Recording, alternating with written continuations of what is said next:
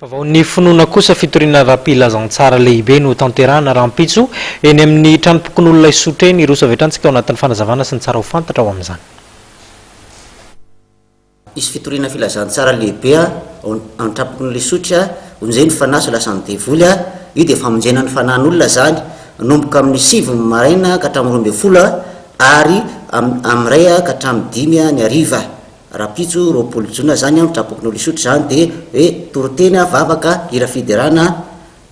eto ny jamba moana marena fanasitra azy Jesosy ka ninona zany problema na aretina dia en Jesosy manasitra anazy ka dia miangavy antsika tsara ry avy ny tokantrano any tompoko ho tonga anatrika ny fitoriana filazantsara lehibe io fa indray mitoraka io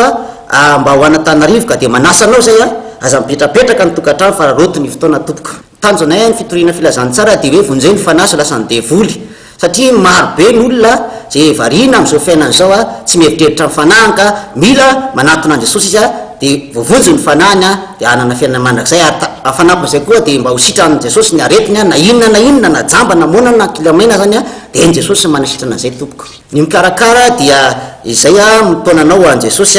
ny tenako zany Patrick Hubert Randrianarivony sy ndralahy Martin zany mikarakara zao etsika lehibe zao ho antsika eto Antananarivo dia tongava daholo tompoko zay fanetananay rapitso amin'ny 7 maraina ka hatramin'ny 12 ary amin'ny ray ka hatramin'ny 5 ny hariva. Tongava daholo eto zaza matsakaiza fa tianao Jesosy kelikely any toerana fa dia anjaranao zany mba ho tonga aloha amin'ireo fotoan'ireo fa isy zavatra lehibe ataon'ny tompo anao ry havana malala.